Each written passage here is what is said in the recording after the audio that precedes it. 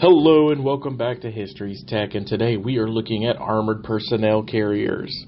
Now there's actually a lot of vehicles that could technically fit into the category of an armored personnel carrier, as it's basically an armored vehicle designed to transport personnel and equipment. And technically you could say that for a lot of vehicles. But however, an armored personnel specifically is seen as a combat vehicle which is designed and equipped to transport a combat infantry squad, which as a rule is armed with an integral or organic weapon of less than 20 millimeters. And this basically means anything with a weapons platform larger than that is considered what's known as an IFV, or infantry fighting vehicle, which I will talk about in the future. So specifically we are looking at these lightly armed, basically passenger vehicles that have armor to protect the crews and take them into an active combat area. Now, in order to understand the origins and how this actually happened, we've got to go all the way back to 1909, when King Alfonso XIII of Spain authorized the Spanish army to develop a vehicle designed to protect against small arms and could transport soldiers or payloads to an area. And this led to the development of the first armored vehicle for military purpose, which was the Schneider Brill Model 1909. And while this was a rather interesting new idea for military purposes, it was incredibly slow. It only could go 11 miles per hour, and as weapons advanced, this basically made it an armored target. Now, by the time we get to World War I, we really see the armored advances and technology start to change, and the British actually came up with this idea of taking their Mark V tanks and turning them into basically a machine gun crew-carrying version. And the idea was that they would have these tanks, remove all the cannons, and just put machine guns, and then they'd have more space to put men, and they'd have this armored transport. However, conditions inside the tank were so bad that it actually rendered the men inside unfit for combat, and so the whole idea was useless. So instead, the British went with a redesigned version of the Mark V known as the Mark IX.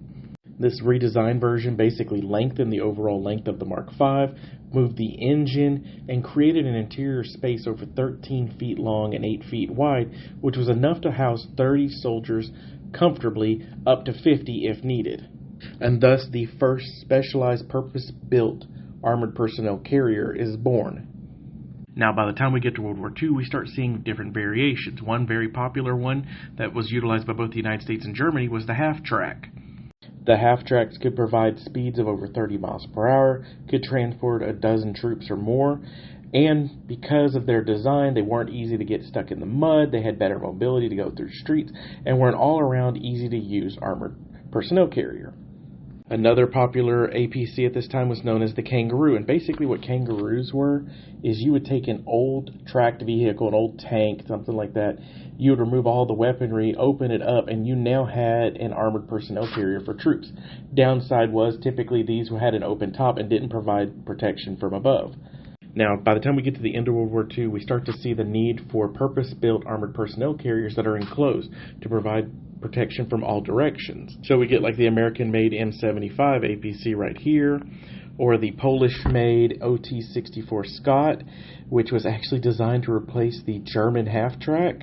Then we start to see APCs like the M113, which is the most produced APC in history with over 80,000 produced and utilized around the world, that become basically APCs that have multi-purpose usage, with the M113 having more than 100 variants around the world. Now, it's during this time, as we get to the later years of the Cold War, that we're going to see that the armored personnel carrier doesn't cut anymore, and we're going to start to see the IFV become the popular vehicle. And this is where we're going to see vehicles such as the M2 Bradley or the Russian BMP start to become popular. And they are going to basically replace the APC as a frontline vehicle. But that doesn't mean that the APC has gone away. It is still a main vehicle for militaries around the world, and we're still seeing them being developed. The German Boxer seen here is a more recent development for APC technology, and we're even still seeing Kangaroo-style APCs, as this Israeli-made APC here, built out of a T-55. And we're still seeing the deployment of amphibious APCs, such as the AAV seen here. And so the APC is still a valuable piece of technology in the world right now.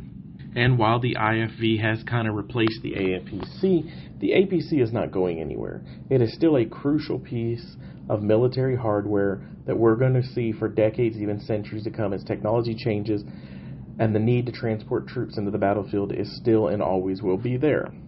And if you know anything about war, or have studied it anyway, you know that logistics is a major key component of any type of warfare, and the APC will always fill that role.